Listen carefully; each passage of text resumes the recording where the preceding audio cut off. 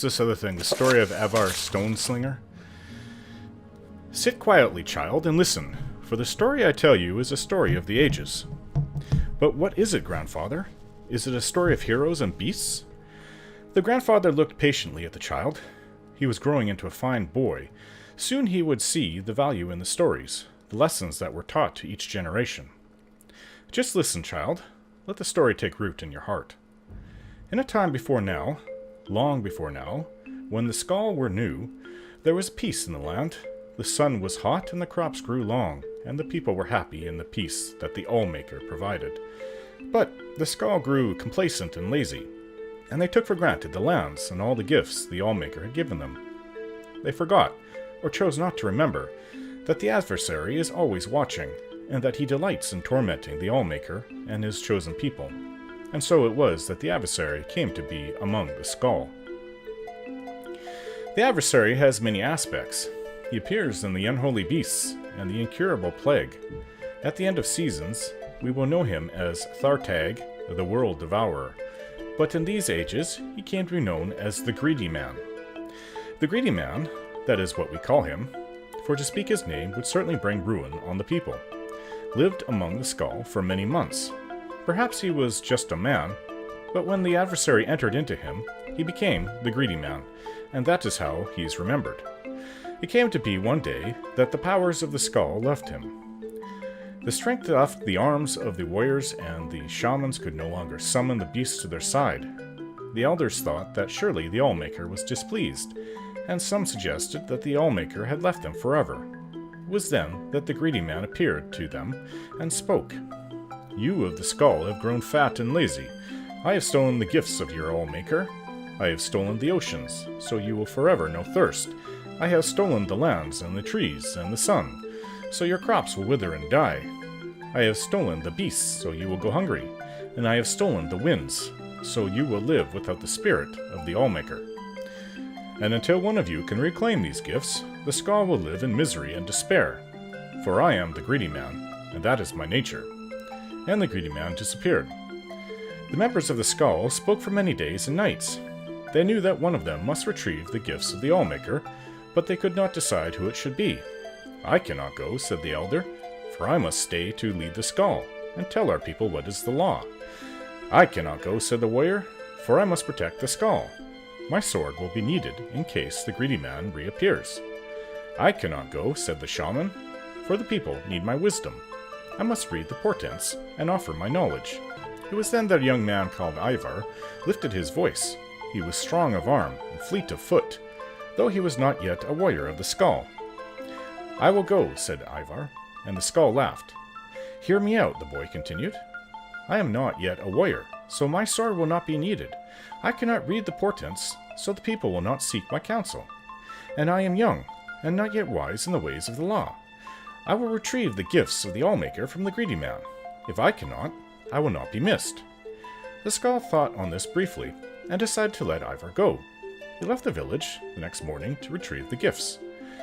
Aevar first set out to retrieve the gift of water, so he traveled to the Waterstone. It was there that the Allmaker first spoke to him. "Travel west to the sea, and follow the swimmer to the waters of life." So Aevar walked to the edge of the ocean, and there was the swimmer, a black horker sent from the Allmaker.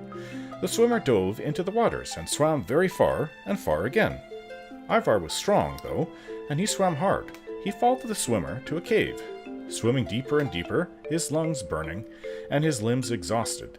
At last, he found a pocket of air, and there in the dark he found the waters of life. Gathering his strength, he took the waters and swam back to the shore. Upon returning to the Waterstone, the Allmaker spoke. "You have returned the gift of water to the Skaal. The oceans again will bear fruit, and their thirst will be quenched." Aevar then traveled to the Earthstone, and there the Allmaker spoke to him again. "Enter the cave of the hidden music, and hear the song of the earth." So Aevar traveled north and east to the cave of the hidden music. He found himself in a large cavern, where the rocks hung from the ceiling and grew from the ground itself. He listened there, and heard the song of the earth, but it was faint. Grabbing up his mace, he struck the rocks of the floor in time with the song, and the song grew louder, until it filled the cavern with his heart. Then he returned to the Earthstone. "The gift of the earth is with the Skaal again," said the Allmaker. "The lands are rich again and will bear life." Aevar was tired. As the sun burned him, the trees offered no shade, and there was no wind to cool him. Still, he traveled on to the Beast Rock, and the Allmaker spoke. "Find the good beast and ease his suffering." Aevar traveled through the woods of the Isenfjord for many hours until he heard the cries of a bear from over a hill. As he crested a hill, he saw the bear, a falmer's arrow piercing its neck. He checked the woods for the falmer, for what they were, though some say they are not, and finding none, approached the beast. He spoke soothing words and came upon it slowly, saying, "Good beast, I mean you no harm. The Allmaker has sent me to ease your suffering." Hearing these words, the bear ceased his struggles and laid his head at Aevar's feet. Aevar grasped the arrow and pulled it from the bear's neck. Using the little nature magic he knew, Aevar tended the wound, though it took the last bit of his strength. As the bear's wound closed, Aevar slept. When he awoke, the bear stood over him, with the remains of a number of the falmer were strewn about. He knew that the good beast had protected him during the night. He traveled back to the Beast Rock, the bear by his side, and the Allmaker spoke to him again. "You have returned the gift of the beasts. Once again, the good beast will feed the Skaal when they are hungry, clothe them when they are cold, and protect them in times of need." Aevar's strength had returned, so he traveled on to the tree stone, though the good beast did not follow him. When he arrived, the Allfather spoke to him. "The first trees are gone, and must be replanted. Find the seed and plant the first tree." Aevar traveled again through the Herstang forest, searching for the seeds of the first tree, but he could find none. Then he spoke to the tree spirits, the living trees. They told him that the seeds had been stolen by one of the falmer, for they are the servants of the adversary, and this falmer was hiding them deep in the forest, so that none would ever find them. Aevar traveled to the deepest part of the forest, and there he found the evil falmer, surrounded by the lesser tree spirits. Aevar could see that the spirits were in his thrall, and that he had used the magic of the seeds and spoken their secret name. Aevar knew he could not stand against such a force, and that he must retrieve the seeds in secret. Aevar reached into his pouch and drew out his flint. Gathering leaves, he started a small fire outside the clearing where the falmer and the Asaurus spirits milled. All the Skaal know the spirits' hatred of fires, for the fires ravage the trees they serve. At once, the nature of the spirits took hold, and they rushed to quell the flames.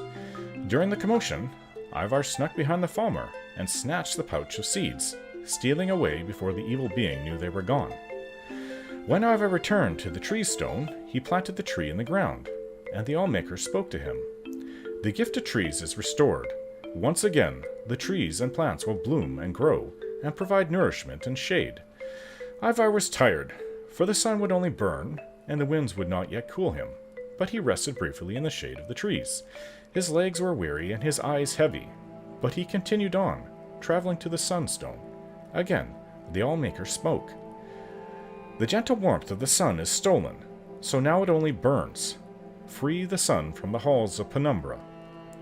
And so Aevar walked west over the frozen lands until he reached the halls of penumbra. The air inside was thick and heavy, and he could see no farther than the end of his arm. Still, he felt his way along the walls, though he had heard the shuffling of feet and knew that this place held the unholy beasts who would tear his flesh and eat his bones. For hours he crept along until he saw a faint glow far at the end of the hall. There, from behind a sheet of perfect ice, came a glow so bright he had to shut his eyes, lest they be forever blinded. He plucked the flaming eye from one of the unholy beasts and threw it at the ice with all his might. A small crack appeared in the ice, then grew larger. Slowly the light crept out between the cracks, widening them, splitting the ice wall into pieces. With a deafening crack, the walls crumbled, and the light rushed over Aevar through the halls. He heard the shrieks of the unholy beasts as they were blinded and burned. He ran out of the halls, following the light, and collapsed on the ground outside.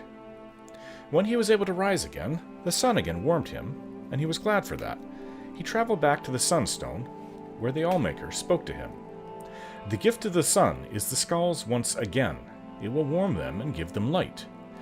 Aevar had one final gift he had to recover, the gift of the winds, so he traveled to the Windstone, far on the western coast of the island. When he arrived, the Allmaker spoke to him, giving him his final task.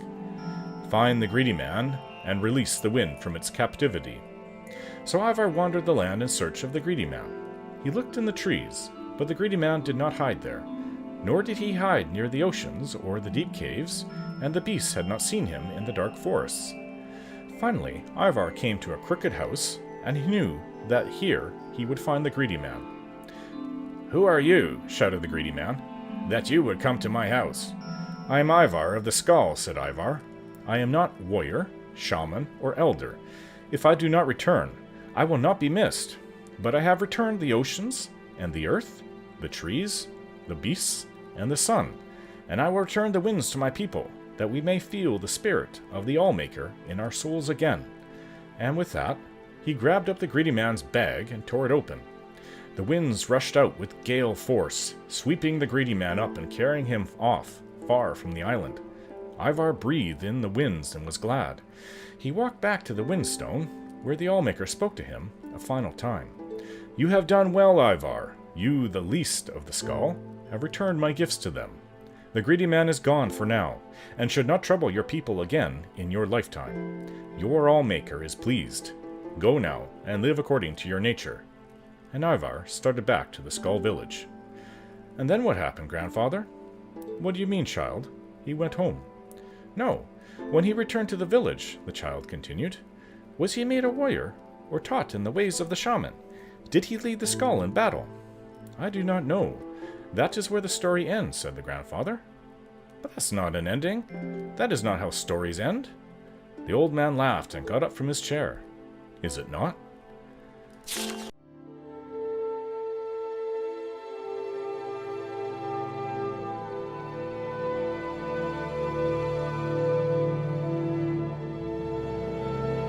Don't forget to like, share, and subscribe.